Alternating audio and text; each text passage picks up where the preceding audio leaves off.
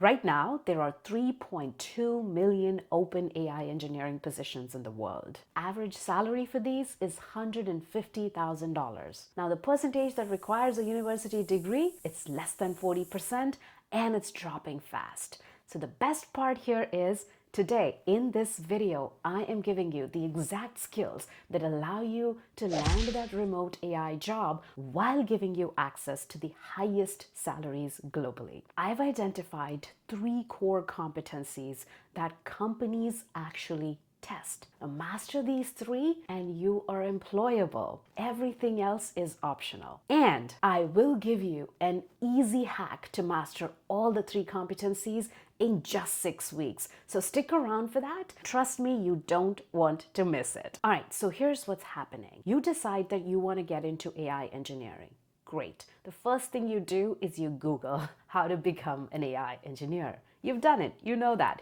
And you find these massive roadmaps. Learn Python, then learn data structures, then discrete math, then linear algebra, then probability, then machine learning. Like, I can keep going. Then deep learning, then transformers, then blah, blah, blah. And 6 months in, you're still watching Andrew Ng's lectures about gradient descent. And you haven't built a single thing that a company would actually care about, right? Well, here's the truth that nobody is telling you because they are busy selling you their courses. Companies don't care if you can derive back propagation. They don't test you on that. They don't test you on the attention mechanism math. They don't ask you to implement a transformer from scratch.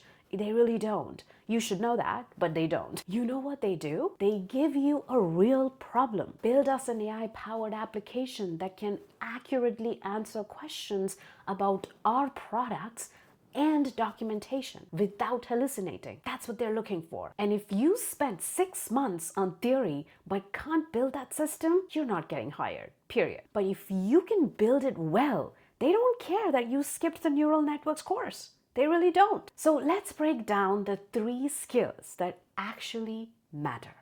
Now, skill number 1 is production RAG systems. This is the skill in 2026. Every single company I work with needs this. Retrieval augmented generation is how you make LLMs not hallucinate by grounding them in real documents.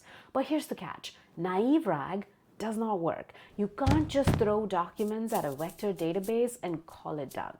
That's like past. When I'm interviewing candidates, here's what separates someone who watched a tutorial from someone who actually knows production RAG. Do they understand chunking strategies? Can they explain me why semantic chunking beats fixed size? Do they implement hybrid search combining vector similarity with keyword matching? Do they know how to use re-ranking models? Do they measure their system with actual evaluation metrics? That second answer, that's someone who's getting hired. And you can learn all of this by building one solid RAG project. So let me show you the exact project architecture that works. You build a system that ingests real company documentation. Let's say HR policies or technical docs, you implement smart chunking, you set up Pinecone for your vector store, you add hybrid search, and here's the crucial part, you build evaluation. You create a test set of 50 questions with known correct answers, and you measure faithfulness, relevancy, and context precision using RAGs. When you can show a hiring manager, my system achieves 92% faithfulness on the golden data set, you're demonstrating production thinking. And even if you're actually not asked to implement a project like that, you can ask some of these questions in an interview. It's like, how am I going to get the production data? How am I going to get all of this information? Do I have rich question and answers that are human written that could be used for this? You're getting brownie points, right? You are building a system design and you understand production systems. That is what you're demonstrating. All right, moving on.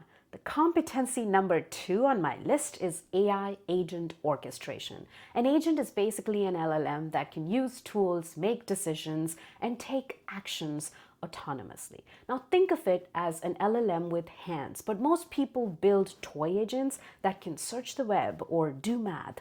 Now companies need agents that solve actual business problems. So here's what I drill if I am interviewing. Your agent needs to demonstrate 3 things for me: tool usage, planning capability, and safety controls. Now tool usage means defining clean function interface that the LLM can call, not just web search, real business tools. Can it query a database? Can it send an email? Can it update a Notion page? Now, planning means the agent can break down complex tasks. If I ask it to research a topic, does it plan to search multiple sources, cross-reference them, and synthesize findings? Or does it just do one search and call it done? Safety controls is important. This is what separates a hobbyist from a professional. Your agent should pause for human approval before making critical actions. It should have guardrails against going off the rails. It should log every decision for debugging. Now, build one agent system that does this well, and you are in the top 10% of the candidates. Now, I still need to share the 3rd competency with you, but you must be thinking, I still need a roadmap for all of these competencies. Where do I begin? I got you. This is the hack that I promised. I recommend one specific path that has been consistently working for everybody I'm mentoring: DataCamp's AI Engineer Certification Track.